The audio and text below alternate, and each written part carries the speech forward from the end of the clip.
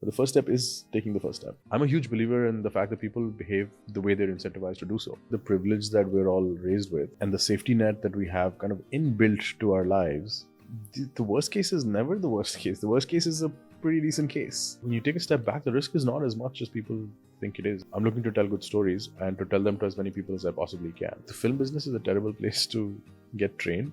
Knowledge is hard to pass down. We pass it down verbally, we pass it down through action, but there's no formal kind of transfer of knowledge. Ashwin Suresh did something which most people would be intrigued by. Quit a job in investment banking in the US to come to India and start a media business. But what he's been able to do with that, his understanding of why he did it, his learnings from it, and also how he's been actually been able to build that business, something which is deeply insightful for all of us to tap into and learn from. Talk about all of that and more. Before you go there, make sure you hit subscribe and smash that bell icon. Go straight into my chat with Ashwin.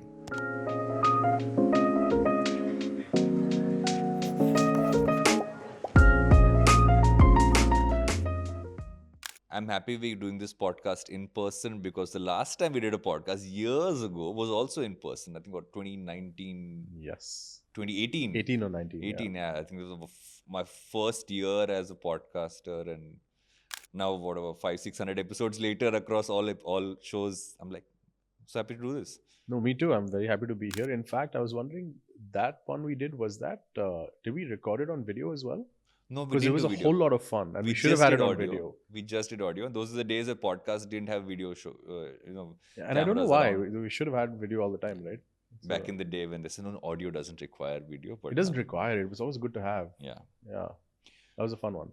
What I always enjoy about talking to you is that you have this insider perspective as an outsider across I knew we were going there very soon after most things, but I want to actually kind of circle back before that. Is saying, if when you think of yourself growing up, was there something which you said, okay, this is what I really want to focus on as I move ahead in life? Was there a thing there in your head? No, I was a very unstructured thinker growing up, and I don't think I had thought through what I needed to do in life. There was a playbook and or a textbook, I should say, which you had to kind of check off these boxes one by one, which is drilled into you, right? It's kind of that upbringing. Engineering, MBA. My parents were never like engineering hi karna hai. Like that was never like the thing, but it was encouraged, and I was not bad at like the science subjects in school, not enough to feel afraid of them. If anything, it was laziness. So I would like, if every mark I lost was really out of laziness, not out of lack of understanding.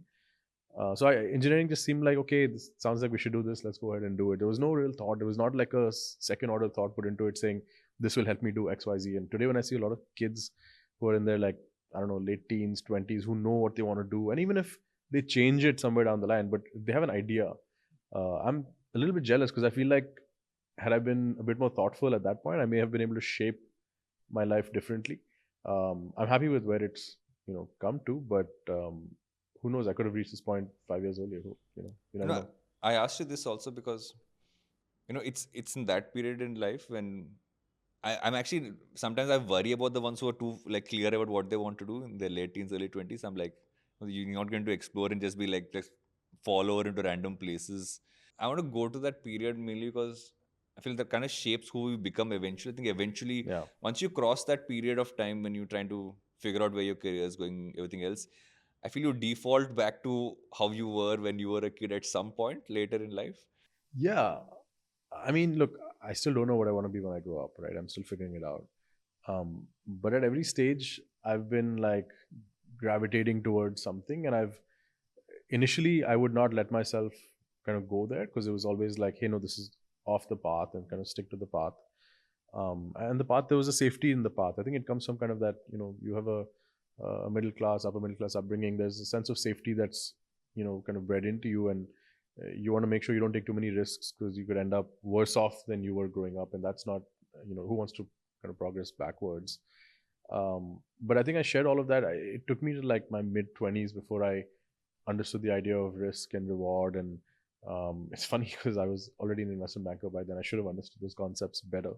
And it was only then that I really kind of quantified the risks to trying out different things. And I found that in most situations, like the reward was disproportionately higher, and I didn't know why I was not, taking those risks. And I think even today, I think about my career in these phases, right? Like, so I think, okay, I spent some time in finance, I've spent some time in the film business, digital content. Now I'm in gaming.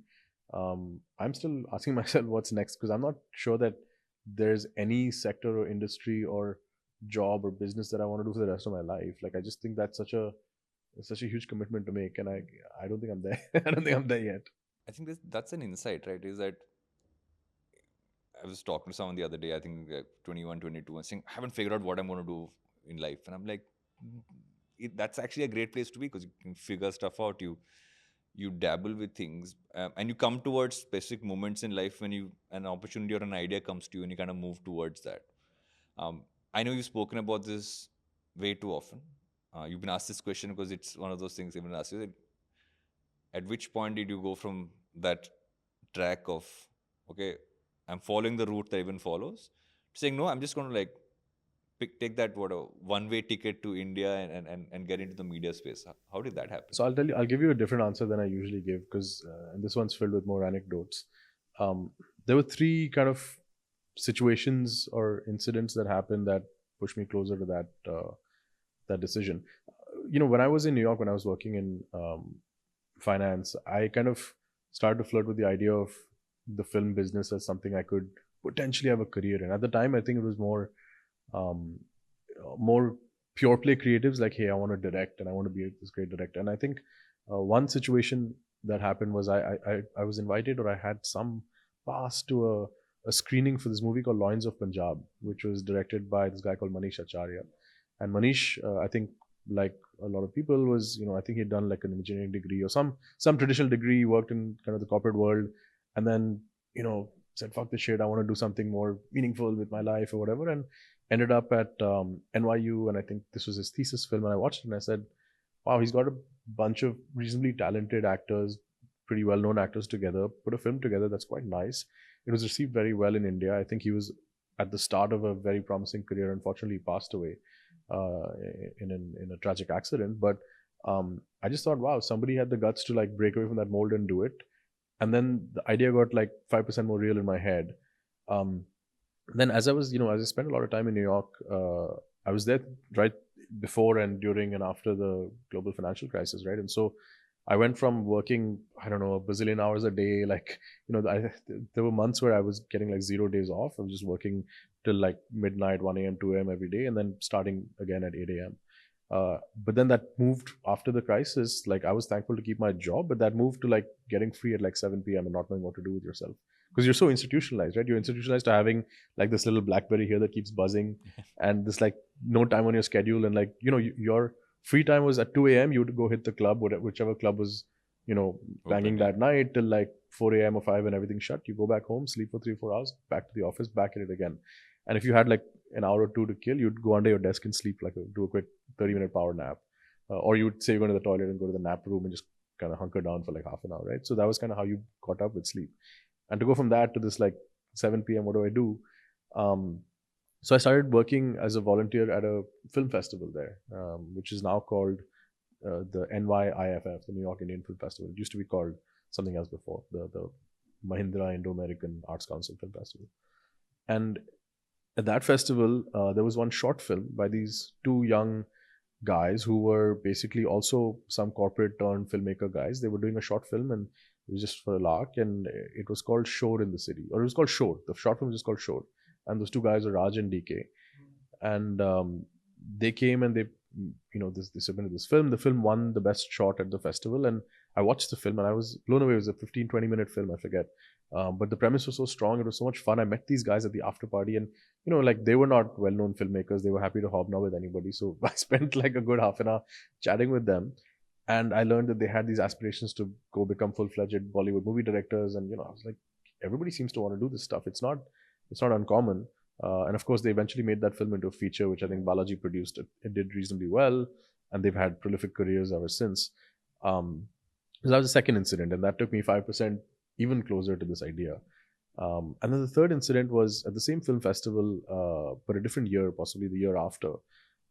We were screening Gulal, which Anurag Kashyap had directed, and by this time Anurag Kashyap was already reasonably well-known name. If you cared about Indian film, you would have heard about him. He was kind of the guy being talked about a lot at that time, and a lot of the other volunteers at the festival were American Indians, so they didn't have as much of an understanding of what is happening in India as I did, and so I positioned myself to be on duty the time of his screening, and when he came in, I got a minute with him, and I said, "Listen, if you've got 5 minutes during the screening, can you step out? I'm manning the ticket desk, but if you can step out, I'd love to chat with you just for 5 minutes." He's like, "I'll give you more than 5 minutes because this is the most boring thing ever to watch your own film again and again. Uh, I will step out after the opening credits and I will come back. I know exactly how to time when the closing credits are going to come." So I was like, "Okay, this is even better." So then I got somebody else to take my spot there. And as soon as he stepped out, I said, "Let's chat." So he said, "No, you take me to a bookstore first, then we'll talk." So then I took him, we were at Union Square. I took him to a bookstore. I think it was like Barnes and Nobles, or there was a Strand or something over there. And we spent an hour and a half talking. And I was just like, it was literally like a kid in a candy store. I was just asking questions about his career and what he thought of himself as a writer or a director. And it was like, just like an orgasm for me, right? Just when I talk to this guy who I think is one of the most terrific voices to come out of India. And he gave me a patient ear. He gave me some advice. He gave me a lot of, he said, "Look, just drop everything um, and come to India. And that's when you'll find, like, you can't build this career sitting over here. You have to like take some hard calls and take those steps." And he said, "If you come to India, find a way to reach me and I'll give you a job as an AD or whatever." Um, and he even made me buy two books, I think, which he was convinced would transform my life. One was Stranger by Camus, and one was Crime and Punishment. And he said, "Read this, and I challenge you, you will quit your job and move to India or whatever." I read Stranger. I didn't read Crime and Punishment. I still haven't to this date. Um, but that was the third incident where I felt like people are telling me this is possible. But I think there was always doubt, like, is this reversible? Because it's a meaningful decision, but is it a reversible decision? I was also in a pretty serious relationship with Aditi, who's now my wife, and we were considering kind of getting married at the time. So I was like, I can't get married and also move and also try this like weird career. And at some point, like, शादी में लोग कहेंगे, "यार दूल्हा करता क्या है?" like ये मतलब नौकरी कुछ नहीं छोड़ करता, दिया. नौकरी छोड़ दिया, कुछ नहीं कर रहा है, right? So there was a lot of like uncertainty around it. I think it came down to eventually the Excel sheet we made. We made this little like sheet and we said, "Okay, how much does it cost to live in India? If you give yourself 2 years to fail, how much do you spend, and what percent is that of your savings so far?" And fortunately for us, we were in kind of high finance, working Wall Street jobs, getting paid way more than we deserved. And so we had a cushion, we had, a capital cushion.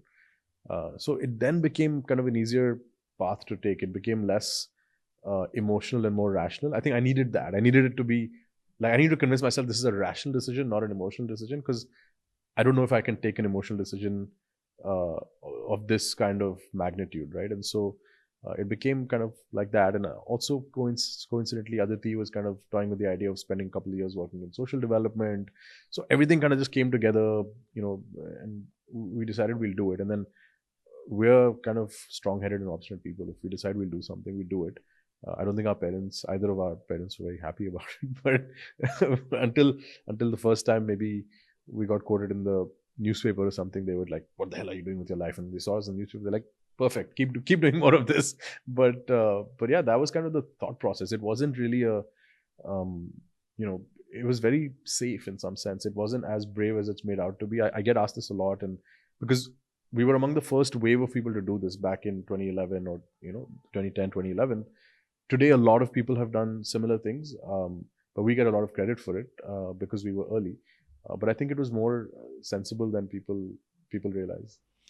Now, I'm taking a few things away from the three, you know, stories you told, right? Is that one is it's almost like you can have a dream of being in a space, but unless you are even in the smallest way immersed in it, you are surrounded by people who are in that space. Like, I think that story with Rajan DK is so interesting, right? Is the fact that in hindsight, it would be one of those points where you're saying, okay, this is something which they're doing. This is someone who's already taking that step. And then also asking a lot of questions, because oftentimes in our dreams, we see things very differently Correct. from what they really are like. And people are generally worried about asking questions. Will I seem stupid? Will I seem like I'm prodding too much? But when you ask for 5 minutes, you got 1.5 hours. And Yeah, an hour and a half, maybe more, whatever the length of the film minus opening credit and closing credit. we also kind of, I feel that as you get older, the the weightage on rational gets far higher than the emotional. Because when you're like 18, 19, or actually even like I remember when Rohit and I took that call to quit. Incidentally, same time. There's too many parallels in our Yours life. was in 2008, 8, 2000. 2009. I moved here in 11, but I took the decision in about 10. 9 and 10 is when I So took the decision. 2007, 8 was financial crisis. Yeah. Rohit and I quit in 2009. Yeah. I quit when I Right first after a quit. bunch of people had told us we were getting promoted, go and take up jobs, and our only calculation, which was terrible in hindsight, I think it was more emotional and less rational, because we assumed we had enough money for 3 to 6 months. We had money for a month. In hindsight, we didn't know that you won't get money in advance from clients. Oh, shit. So we assumed that It's we'll get like a couple of shoots, we'll make money, and then golden like, rule. and so we literally, after our first shoot, he and I, between us, had $1,000, and the check hadn't come in. It was going to come in the next day, and it would take 2-3 days to clear, because those days you still had to go and put that check in, because Correct. TV channels would give you a physical check, not You transfer take it, that right? and deposit it. Yeah. And so our head of photography took us um, um, for a drink, and we were calculating how much does each pitcher of beer cost. And by the time the second pitcher happened, we knew that we were over what the tax would add on to it, because 500 rupees is what the thing was, and thankfully he paid the bill, so we were fine. But at that time we had done a calculation. Say, okay, what does Rohit do? What do I do? What can we bring to the table? How long will we survive? When do we say, okay, this is when we'll go look for jobs? Did you have, and I'm guessing that would be all those things on the sheet, like, come to India, then say, okay, this is how we're going to look at it. This is the amount of time we're giving ourselves. Yeah, look, there were two decisions to make, right? One was like, what do I think I want to do in this business, right? I think Aditi had more clarity about her journey. It was very clear she wanted to work in kind of the impact space, do some social development work, and it was always intended to be a temporary thing. For me, it was this like dream of, oh, I should be a director, and I'm going to be this like, great storyteller that the country will get transformed by. And the year that I initially wanted to move in 2010, but because we were planning to get married, it didn't make sense to make all the changes at one time.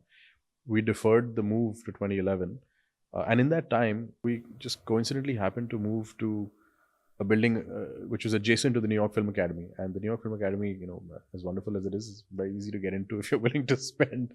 I learned that, and I went there and I took this this filmmaking course, and I didn't learn filmmaking, but what I did learn at the end of it was that I probably wasn't ready to be a director. I did make a very good director, but I learned that I have these like other abilities around kind of project management and understanding story and creative and all of that. And I was like, shit, this throws a spanner in my works, because I've got all these plans now. I've like kicked a fuss saying I'm going to move to India, but maybe I'm not cut out to be a director. So we said, you know what, never mind. We'll just go there and figure it out. Like maybe you will learn to be a producer or learn to just work in a corporate job there.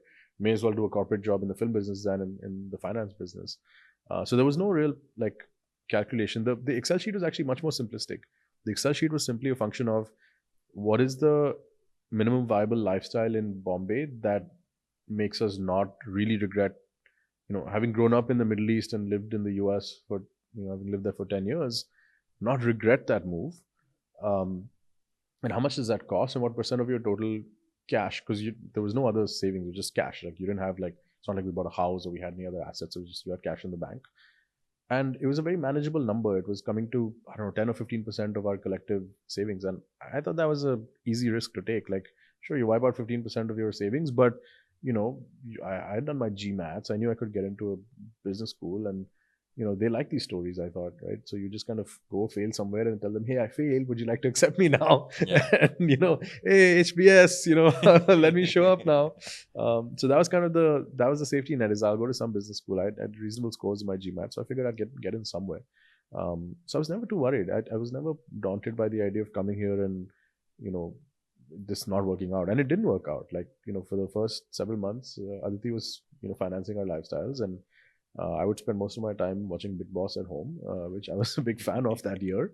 That one specific year, I was a huge fan. And eventually, I got off my ass and got a job, and it paid enough to cover rent, and that was kind of my stepping stone into that business. And that's when I started to realize, okay, here's what the business looks like. Here's where the opportunities are. And by the end of the 2 years when we were supposed to go back, that's when I started to realize, hey, wait a minute, I need a third year to push this a little bit more and see if something can click here. By the end of the third year, we had enough hope that we could build something. So then we're like, give it one more year, a fourth year. By the end of the fourth year, we actually had money. We had raised some capital. Then I'm like, now I'm pot committed, right? Like I can't step out of this now. So it's been a treadmill ever since. You also started at a time which I feel is very interesting for the space, right? There's a time when this whole concept of content that could be online came in.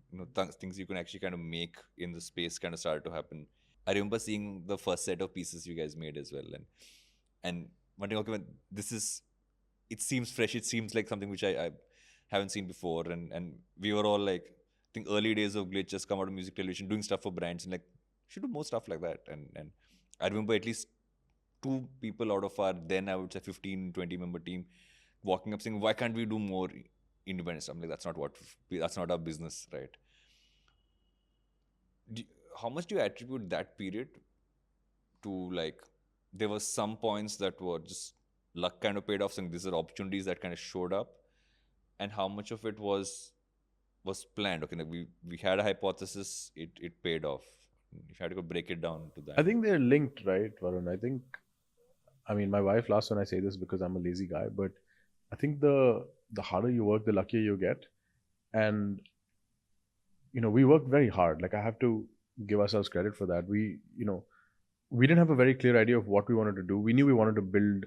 I think originally the idea with Pocket Aces was to build a movie studio because we felt the studio system was broken. There was a few ways to fix it, but only when we understood how deep the rot was and how uh, the incentives prevented anyone from letting that get fixed, did we realize, hey, this might not be the best use of our time. You've got two reasonably well-educated guys putting 16, 18 hours of their day into this thing, and eventually a third person would show up and do the same thing. And we're like, we can't waste that time trying to fix a system where everybody is trying to make sure the status quo persists, right? So the move to digital content happened out of necessity. It happened because we knew we could raise money. We had like the understanding of um, venture capital, private equity. We'd worked in these fields. I'd worked in VC before. I'd worked in PE before. So had Anirudh. And Aditi was doing an investing job in Impact, in fact. So we had a good sense for, that we could present a business case to somebody and get somebody to support this financially. But then I can't take that money and go after the film studios because they're just like, overpaid executives working, 4 hours a day and often don't know their head from their ass. Almost every film executive I've met here is like that. And in contrast, the TV guys, I think, were a lot more clued in and understood a lot more about, because they were used to data. They would see their audiences and they would study numbers. And the film guys were just like, which way is the wind blowing today? Yeah, Okay, this is what I'm exactly. going Yeah. to do. And I'm like, And the fuck. data you would get, and I remember there was the time, around that time, you would get this one weekly, I forget what it's called. You'd get this one print thing with data numbers on film and television. The television was still like what about Yeah, there was that, 10? was it Super Cinema, one of those magazines that would Yeah, send you and you like the get this trade random report. magazine which had data on cinema numbers. And I would be one of those people sitting and reading that because I Yeah, was same. intrigued by it, Yeah. but it never made any sense. Like none of the data had But any like. there's actually a lot of interesting insights out of that data. And I think what the film executives were able to do is some of that became instinct for them, but they could never, like, it's like I can draw something in a graph, but if I tell you write the equation for this graph, you have no idea how to do that, right?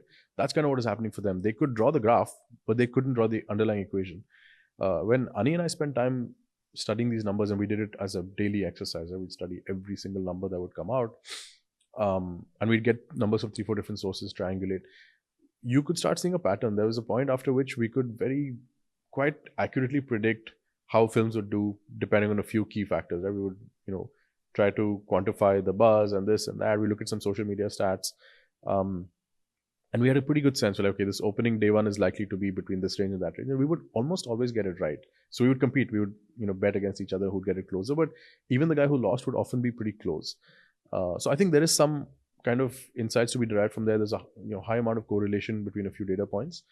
But none of that mattered because the distribution was controlled by kind of the talent.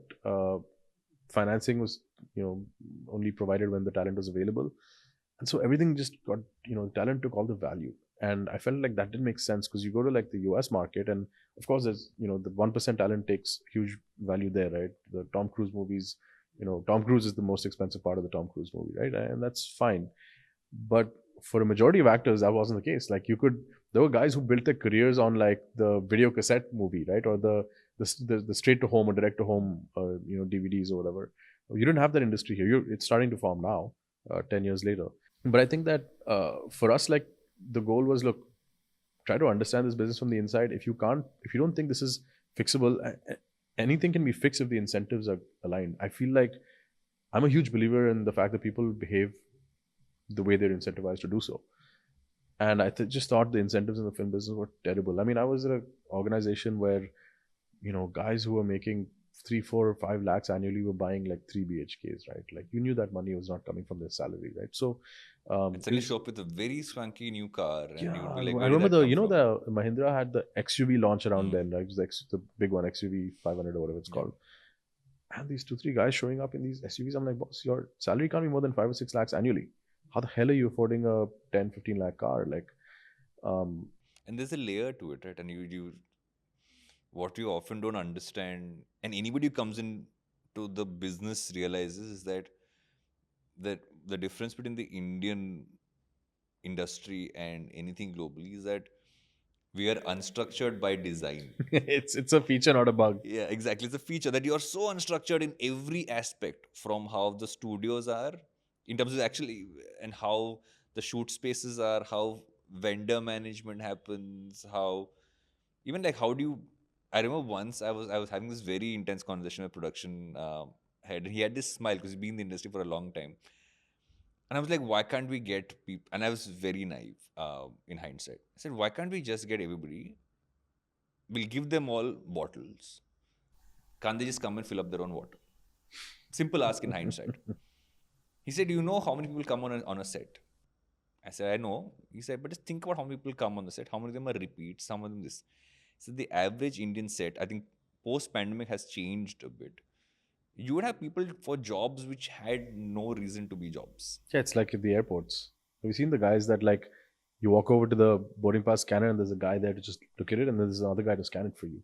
Like, that should be a 0% job, but there are 2 people employed by that job. He's like, one guy's job is just come, as you enter, he gives you that small bottle of water. That's one guy's job. And then beyond that, it's how safety is structured. How, like, you can, I think that's like that's a podcast series to Yeah, itself. by itself, yeah. Call me. But when you come back, yeah, exactly. And you come back and you say, okay, you don't have to break all of those norms, but there's a better way to actually create the product itself. And I feel that's what's happened since around the time when you guys started off as Yeah, well but to now. we did it consciously. Like, that was all very so, because we didn't know anything about the production business, right? Even in my time at Reliance Entertainment, and when I was setting up Jungi Pictures, I wasn't knee deep into the production itself. I was more like a corporate executive, so I was more focused on kind of set up the structure, set up the film, set up the economics, and then let the teams go and execute. At Pocket Aces, when we did our first shoot, is when I understood the true chaos that happens on set, right? And both Anirudh and I looked at each other, and we had hired somebody from the industry to run our production, and this really great woman called Juhi, and we said, Juhi, why do we need all these people there? She said, no, it's just normal. That's how things are. And so then we sat down and we actually sat with her and we broke down what actually happens and why are these people needed. And eventually she came to the conclusion, based on the questions we were asking, that we don't need so many people. And then we shot. We did a series called Not Fit, which was a 10-part mockumentary series. It was one of the first mockumentaries anyone had done in India. We shot the damn thing with a 18-person crew. Unheard of. And even today, I don't think I'll be able to do that anymore, because again, we've gone back to that kind of, that size and scale, that the inefficiencies that kind of film had gotten to. And, honestly, like, no one was like working more than they work in a regular film set. Everyone was working the same amount. We just got it done with less people. So we learned that you can do more with less if you ask the right questions and you question everything and break down these things into first principles. And so there was a lot of that involved. And then, of course, there were a few key bets, right? Like, you have to have a hypothesis and test those things, right? So a couple of key things that really, like, I feel like people often operate wearing blinkers and they don't look left and right, or they don't ask the right questions, or they behave like, with herd mentality. And every new content channel or content company that would start would say, hey, YouTube, and we're going to build YouTube and this and that. And we were reading in the press that Facebook was keen to launch their own native video player, because what was happening back then, if you remember, is people would create a video on YouTube, then they would put the link on Facebook, which would let you embed YouTube links, Yeah. much to their own loss. And then that's where the discovery would happen. So you would discover it on your social feed, and then you would click and go outside that universe and watch it on YouTube's feed. It didn't make sense that Facebook would let that happen for too long. And so we took that bet. We said Facebook won't let that happen for too long. So let's invest in Facebook native video. So we became the early viral content creators on Facebook video back in 2014, 2015. And then Facebook suddenly gave us MFN status. They were on the phone with us often, talking about, hey, how are you doing this? How are you creating that? How are you, running the newsfeed? How are you making sure the newsfeed delivers your content to people? So these were just bets we took, and they're not hard bets to take, because the cost of failure is zero. So what if you get it wrong? Just go back to YouTube and do it like everyone else is doing it. Right? You have nothing to lose, but nobody's taking those bets. People were just so committed. I mean, there was some YouTube had funded a bunch of these channels. So Google Ventures had put in money into a few companies and channels to only create content for YouTube. That's fine. I get that. You're financially incentivized to behave that way. But I had no financial incentive to do that. I was a venture funded or a family office funded business. I could take these calls on my own. And so we took those bets. And I think we got lucky because we were smart and hardworking enough to take those bets. So that happened multiple times. It wasn't just the one time. It was that way till we raised our next round of funding. That way for a bunch of key decisions. That way when we took a call to start Loco, and how we did that too. We could have gone down and built our own, gaming app, but we found a really smart team doing that already in Bangalore. So we went and acquired the team versus building it ourselves. So you got to kind of take these calls, and you'll get many of them wrong, more of them wrong than right. But if there's some thought to it, I think you get lucky quite often. One of the things which, from what you're just saying, and when I've seen you guys evolve over time, is that there's this common thought process that you got to pick one lane as a business or as a person, stick to that and go deep into. That's how you kind of grow. And that is said a lot more about businesses now. I think people say it less about individuals, because the assumption is what's your side hustle, all that stuff comes in. But even for businesses, what we often don't look at is that you don't have to stick to one thing that you do, and one area of focus. Like, you guys have just been able to expand towards multiple spaces and evolve, and that actually makes you seem a lot more balanced as well. Although that's true, I wish that weren't the case, right? I wish that India economically allowed you to kind of build depth. I just don't think this market has that much depth yet, right? If you really beneath all these great, okay, we're the largest population in the world now, and the most young people and all, we're for most businesses that are not kind of very mass medium businesses, just the content we create is not, I mean, it's mainstream, but it's not the 1.2 to 1.5 billion people are not watching it. It's the top kind of 100%, 100 million people that, from an income perspective, that are actually consuming it. I think most of these businesses cater to 100 million people. So we're not a 1.5 billion person economy. We are for all the problems that we have: population challenges, we have low GDP per capita, we have all of those issues like a 1.5 billion population country does. But our economic might, unfortunately, is limited to 100 million people that transact and that purchase and that have disposable income and that can actually continue to fuel the economy. And so I wish we could create more depth, and I wish we could do one thing and do it so well that we were just experts at that one thing. But unfortunately, India doesn't give you. There's no depth in revenue. You can't. I was in the US last year, and I was at one of those strip malls, that has many stores, and there was a store that just had. It was like a large superstore, like the size of one of these hypermarts we have in Bombay. So, 20 different aisles, and each aisle goes down 50, 100 feet. It was just for kayaking and canoeing equipment and accessories. Just that. You wouldn't even find fishing equipment there. Just kayaking, canoeing. And it was a chain. It wasn't like a standalone mom and pop shop. It was like a chain. They had stores in multiple zip codes.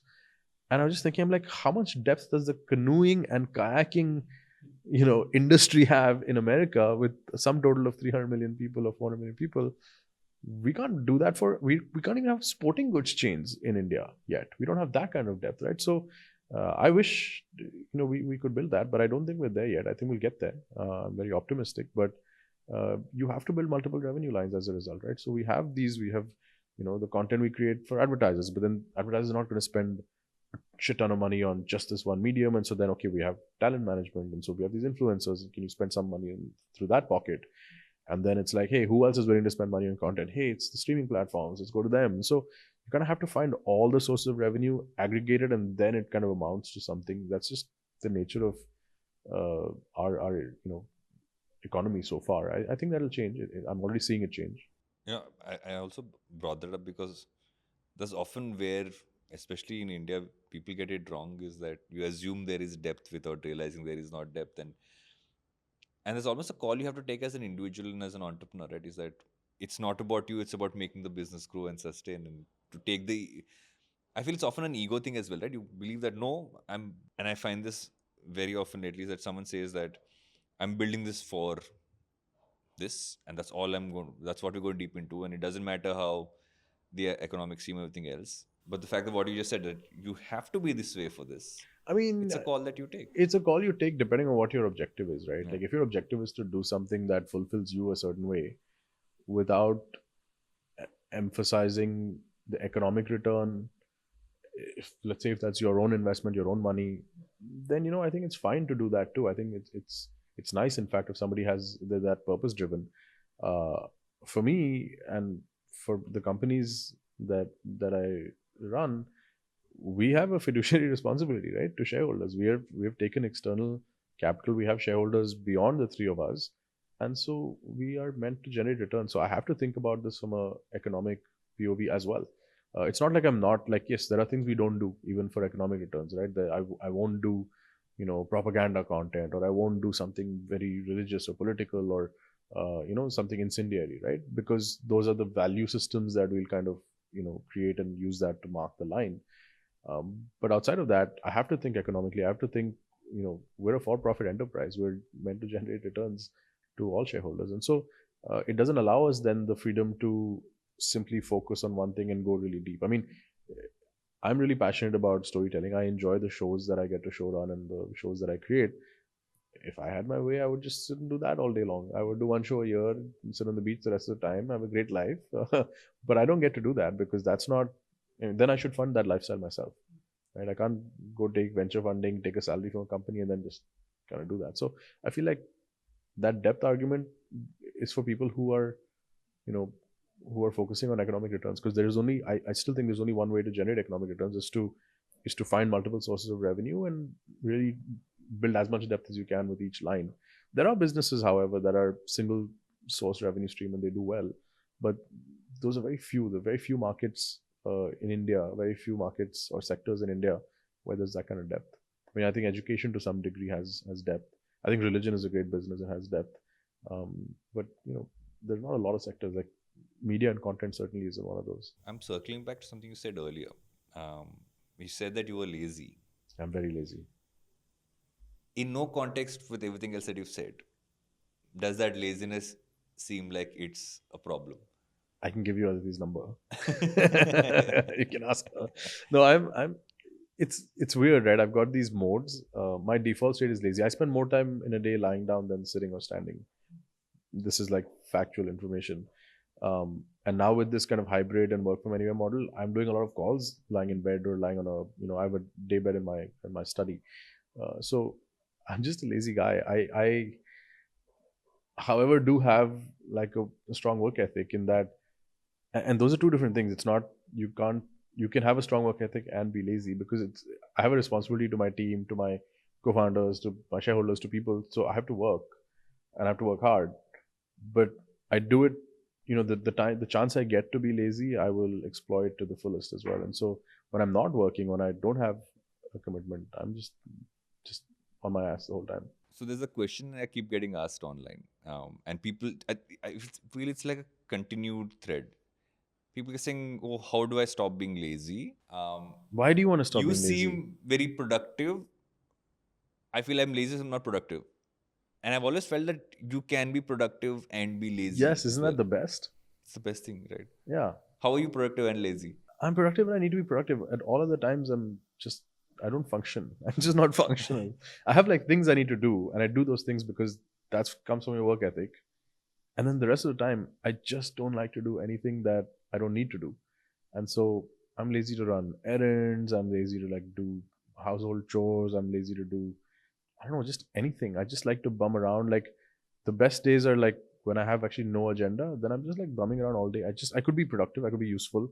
I could, unpack that one box that has been lying there for the, 11 months it's been since we moved.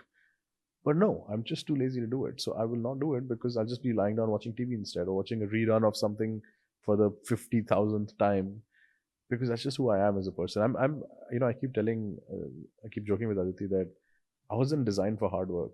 So this is kind of like, I'm doing it. It's like not normal for me, and I need to find a way. It's like it's temporary, and I said it has to stop at some point. I'm designed for laziness. It's been 10 years so far though, so I don't know when it's going to stop. I think I started working hard from 2007 when I took my first job, and that was a job in finance. So it's been what 15 years now. So I need to at some point like stop working hard. It's around the corner. I've always believed there's a trick to laziness which we often. So I actually was talking to my coach a while back, and she told me that if you go back to history, if you go back to like ancient man, like Stone Age man, laziness was almost an inbuilt thing built into you. Your body's saying you need to conserve energy, because for them it was like if you're active all day long and if you're really tired by evening, and then like a beast comes to attack you, you have no energy to run away. So the body is almost telling you Right. like you need to conserve energy. And you have to work harder for food at that point because you need Exactly. more food. Yeah. And so you're almost defaulting to I need to conserve. And while that stayed as muscle memory, whatever, brain memory, all these centuries, millennia later, um, it's just that is that it's almost you're training yourself to conserve energy as much as possible. At least that's what I try to tell myself when I'm lazy. Yeah, I'm just it's a conserving nice energy. I'm not excuse. being lazy. I'm just conserving I think energy. I should use this. Yeah. Yeah. And also, I think laziness gives you a point where while you might be lazy right now, your mind's still working, right? Your mind's still doing some Yeah, stuff in the background. that's the curse. My mind doesn't stop. Does your mind ever stop? Yeah, this is the problem. How do you like? I think maybe meditation or something. I need to like evolve to that level of human where I'm able to like meditate and kind of control my thoughts. But I'm constantly thinking of something or the other, and I've like started to develop stimulus addiction. I need some stimulus or the other. So I'm either on my phone, I'm reading something, or I'm reading a book, I'm watching TV, I'm like talking to somebody. Like I have to have some activity. I can't remember the last time I sat down, just kind of stayed quiet with my thoughts. And those people that Love to do do that. that say it's extremely rewarding. I don't believe them, so I need I to can do find out 10 for minutes. myself. Ten's a lot. I can do like a minute, and then or maybe two. But yeah, I need to find out for myself if that's indeed as rewarding as people make it out to be. I think it's good to do, but I personally believe, and I know you'll agree with me, is that there's nothing wrong in letting your mind be on like thinking mode all the time. As long as it's not something which is really draining you out. Because I feel you enjoy it, then you should just do it. Yeah, I mean that's what I've been telling myself as well. I enjoy it. I feel. I also feel I have this like terrible paranoia about like if I don't use my mind, it'll just like wither away. It's like if I don't use it, it'll if I don't keep it like energized or if I don't keep exercising my brain, I'll just get really dumb. And that's a big fear. And part of this comes to the fact that I never use like growing up, like I never used my brain beyond whatever I needed to, like just the bare minimum, which is like okay, study for some exam and that's it. Don't think about too much else. Like focus on emotion rather than brain. And when I went to college, it was the first time I saw people all around me who had been working out that muscle for so long that the brain muscle was working full flow. And I was like, wait a minute, is this how people are supposed to be? So that transformation for me happened in like my late teens and early 20s. And it's been so rewarding that I don't want to lose that again. So I've got this like fear of like not utilizing my brain enough. And so I keep doing it. Also, because it's tough to bring it back to full flow then, right? Because if you're letting it, and I've actually seen this. There was a period when I really tried longer meditations, or I tried to like longer switch offs, and I would find it much tougher to come back into like getting back into things, because I feel at some point you get so used to it mentally and this thing that it gets tougher for you to switch back on. Like, Yeah, I've never yeah, known that because I never reached that. stage of You got to find mental that peace. right period. For me, that 10-minute mark for me has been it. It's been perfect. Guided meditation, 10 minutes. It's not just me in silence. Just me in silence, I don't think I'll reach 10 minutes. But guided meditation, 10 minutes is what I've been able to reach. And Yeah, guided meditation is probably the answer. Because when I'm doing like, when I do like even a bit of yoga at home, I'll put on like some yoga channel on TV and follow what they're doing. And I often just have the urge to keep an article open on my phone so that between poses I just scroll and continue reading it and doing my yoga pose. So I need to like get over some of those primitive urges first, and understand what that's like. so you technically don't take a pause. Your pauses also involve activity I of some don't, sort. man. I really don't, and I think it's a bad thing. It must be a bad thing. It can't possibly be good. But I don't take enough of a pause. And when I'm sleeping, which is kind of the pause I take. And thankfully, I don't wake up remembering my dreams or anything. So at least that brain function, whatever's happening there, I don't have to deal with the burden of that when I wake up. But otherwise, I'm always on, like always thinking of something. If you look at yourself from the time you decided to move to India to now, how have you seen yourself change during this period? I have a lot more clarity about what I want out of life. Uh, I still don't know what I want to be when I grow up. Like I said at the start of this, but I do know the state of mind that I'm looking to be in. I have experienced periods of that through this journey as well, and I very much like the feeling of that. And I want to find a way to make that a more permanent and sustainable state of mind. I have, to my own horror, come to learn and come to appreciate the benefits of human relationships, and I've become more dependent on my relationships than I ever was. I always considered myself a very independent, not connected to any other individuals, very individualistic person. But now I have formed relationships with both family as well as friends and others, and even professional relationships where I feel a certain like dependence on that, and it fuels me. I derive energy from it. And I think that in many ways, for me as a person, as a personality, I always lacked confidence growing up. I was never one of those people that believed he could do whatever he wanted, or was in the front of kind of the limelight. I was always kind of in the back a little bit. But I've gotten more comfortable with the limelight. I've gotten more comfortable with myself, with being confident, with my abilities. I was also often underestimated growing up, and so I had a chip on my shoulder. I was always out to prove something, that no, but I'm better than you think I am. But I no longer have that restlessness. I'm very shant. I'm happy. I don't I'm not one of those guys that's on social media touting how great my life is or my business is or whatever. I put out whatever content makes me feel happy, and I'm not trying to do it for others anymore. And that so a lot of that has been over the last 5 or 6 years, that change. So I'm very happy with the version of myself today. How did that relationship with confidence change? Do you think there was a specific point where that Success, happened? success, very simple. Success. You have to be successful at one or two things, and that makes you feel more confident. And I don't mean success as in that I'm some successful person, but I mean that there have been endeavors that have been successful, right? So whether it's getting the job you wanted, or getting a GMAT score that you were proud of, or um, starting a company, like, just it could be small milestones, it could be little things like appearing in a newspaper, like whatever you attached self-worth to, or some amount of validation to, if you were successful, that got, I mean, in my case at least, that gave me a lot of internal confidence. So I got to that point pretty quickly, because I wasn't looking for a lot. I wasn't looking for, I was not, I never thought of myself as underconfident, but I never had demonstrable or tangible success. And so there was always a chip on my shoulder that, hey, I have to prove to the world that I'm good at some things. And the minute I had 2 or 3 of those examples, I was done. I'm like, okay, you know what? I'm not in this race anymore. I've checked that box, and so my check boxes are different from the traditional, Indian parenting check boxes, but there are check boxes nonetheless. And it took some time to realize that. But yeah, success is for me the only thing that's all it took to fix the confidence. You said the chip on the shoulder, right? Is that I feel it also comes from, and I don't know how, if you face it. I know it was for me. I was always that he has so much potential, but if Yeah, yeah, only same, I man, was that. same. And I feel that adds on. I think through your school, and I don't think college. College, I was like he's waste of time was how my engineering period was. But that adds to it, right? As much as you might believe I don't care about this, this adds a little bit But did onto you you. did you consciously try to work that chip off your shoulder, or was it something that happened as your life progressed? So weirdly for me, I used to love to code till I was in my 12th. Same. There are too many parallels, man. Too many Yeah, this parallels. is a bit freaky. I still love to code. I never got below 99 out of 100 in coding Okay, through that's where we separate. That's where uh, our paths diverge. through school.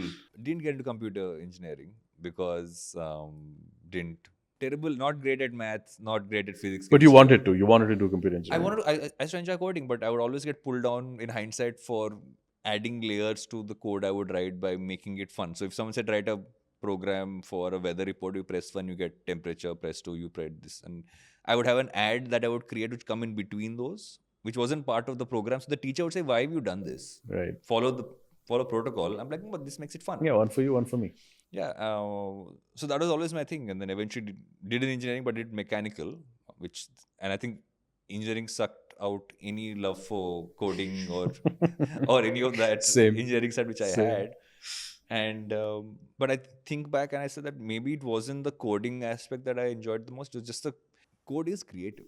Yes, it's so It's so creative, much and fun the to do. attention to detail that you need to have. I find it really funny because in India, most people don't dot their I's or cross their T's, right? Punctuation's bad, spelling's bad, grammar is bad. We overcapitalize the shit out of every word. But when it comes to coding, everyone's created equal because you just can't fuck with the compiler. You have to have just code that adheres to the syntax, and any deviation from that results in code that doesn't compile. So I've always found that irony quite delicious. I never pushed beyond it. I feel that by the time I flunked through my engineering, I didn't necessarily know what I wanted to do. Like I had no like, oh, I love doing this. Let me do that. For me, it is always like, and again, parallel. I always wanted to work in the media space. I didn't know what that meant. For me, that meant MTV Channel V. That's literally the only thing I And you went watched. and did that. So I came to Bombay eventually at some point. First place I worked at was MTV. Second place I worked at was Channel V. Channel Literally V. worked in those two places, right? And I feel the chip went off from there because I kind of found, oh, I can do this. And even when we started the company, it was because we were like, worst case, we'll get jobs because you knew people would give us jobs. That's the thing, right? If you think about like the privilege that we're all raised with, um, and the safety net that we have kind of inbuilt to our lives, the worst case is never the worst case. The worst case is a pretty decent case. And I wish more people would realize that, because a lot of my friends when we were moving were just looking at us aghast, and they were like, "Why are you doing this? Are you kidding? Like, how will you get a green card or come back to the US? Or like, you're giving up like this career. There's so much money, and by then I was 4 or 5 years into finance. So I was making reasonable money.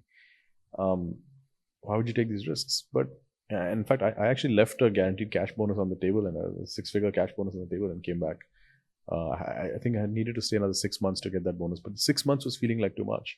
But people always look at, and today, obviously, over time, we've thankfully done well enough that I don't regret the economic loss there, at least.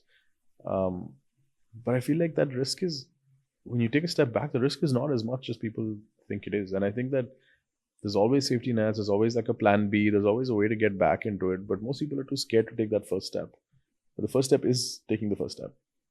You worked somewhere, you built that level of this thing. So worst case, like you said, you could either say, okay, this is an experience I've had, so you can go get that MBA or kind of move towards getting a job if it didn't work out or any of those things. But the problem happens is that if you haven't built that in, you have to have so much more conviction in yourself.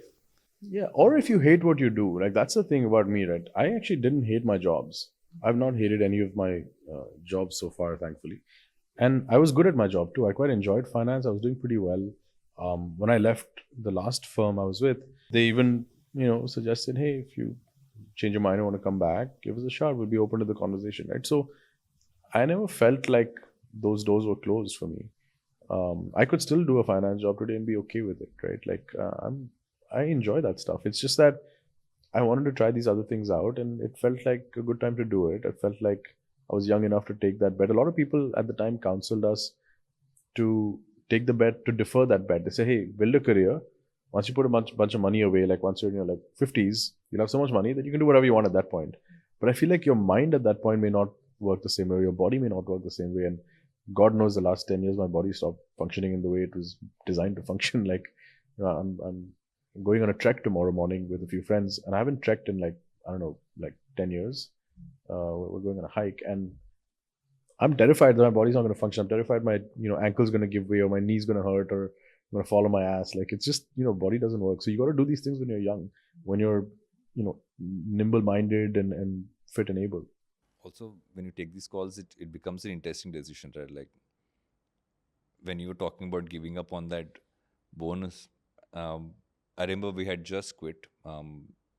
Channel, we had a 3-month notice period, so Rohit and I quit literally on the same date, and no, actually he resigned, came out. He said, "I've resigned." I said, "Wait 1 second." I sent an email out, went on shoot.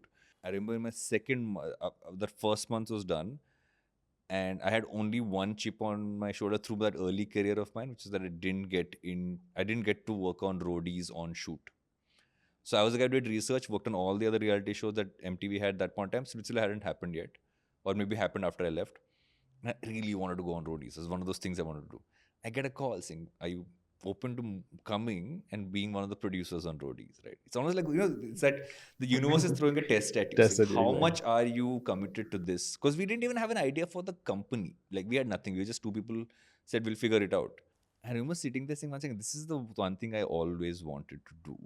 But I said that's like a short-term spike, But right? why not do it and then quit? And why not defer your plan by 6 months? We'd both already quit. So Rohit had already quit. So he would have to figure something else to do. And roadies is a long commitment. But had Rohit not quit, had he been in a position where he was going to submit his resignation the next day, would you guys have deferred it? It's like it can't be more than a I 1 year don't think he commitment, was right? going to defer it. He wanted to go out and make ad films.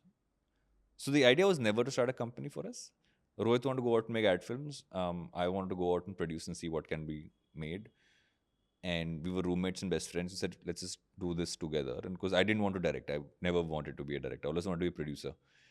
And I used to edit. So it was one of those, like, but if that call had come before either of us have resigned, I would have gone and done roadies. I would have done that because it's almost a 6 months to at that time, I don't know how it is now, 6 months to an 8 months commitment to do that one show. Yeah, but for me, that time felt like too long to wait. And it was, honestly, it was a good chunk of money for me. Like even today, it would make a difference to my net worth, my savings. But I knew if I didn't take the step, I would never take it because when you get that, then the next bonus is 12 months away, and then the next one is 12 months away, and the numbers only keep getting bigger. So I needed to do it before the numbers got big enough for me to not take that It's a risk. long-term gut, right? It's like long-term. It was not gut though for me. No? I didn't. If I had put a probability on my chance of success, it was quite low. But for me, the cost was, once I realized the economic cost is so low, then I was, it's a no-brainer. You have to just do it. Even if your chance of success is 1%, the economic cost is nothing. It's 15% of your total savings of 4 years. I can easily work 4 years more and make. Finance people figure this out. I feel like when you work in finance, you put a probability percentage to it. Yeah, you don't expect value, right?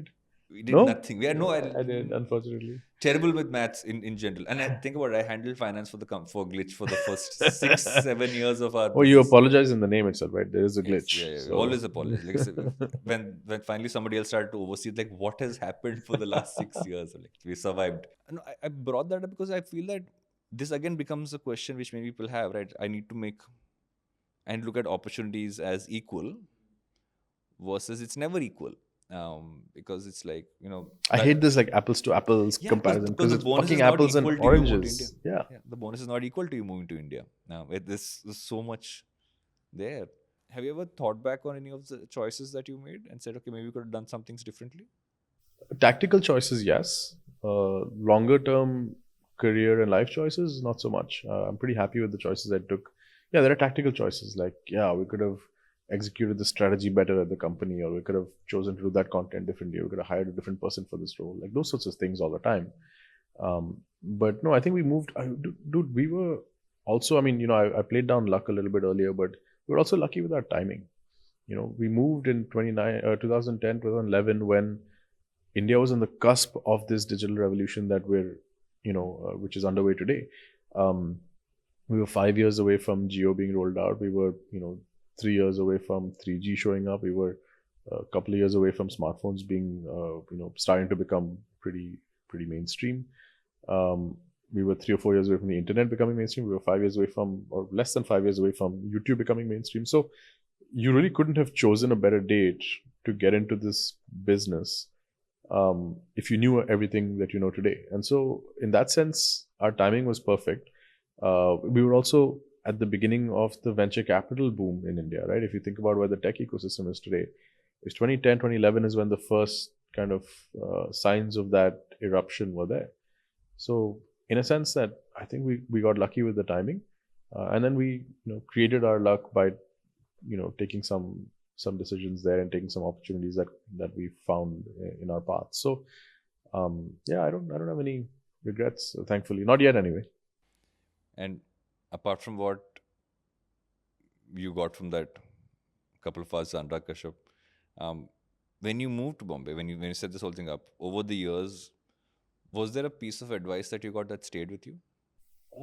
Hard to pin down any one thing. So the interesting thing was when I came to India, I didn't take Anurag on his offer. I didn't reach out to him, and in fact, I've probably met him once in the 10 years I've been here, and I don't know if he knows that I'm that person, and I never reminded him of that. And I didn't want that job because I didn't want to. ED No, no, or not. director in that sense? No, I mean, if I to be a director eventually, I think that AD path would have been interesting, but I felt there was the easy option, and I felt like it would just be like, okay, so you basically somebody said something once, you took him up on that, and you never saw anything else out there. But I wanted to go figure it out myself and understand what the ecosystem was like. Eventually, I got a corporate job even here, right? So some level of that fear and safety net kind of concepts were playing on my mind as well. But I never got any. Honestly, like the film business is a terrible place to get trained. I was thankful that I came from a background so finance industry trains you really, really rigorously, right? Finance and consulting are industries that train you a lot.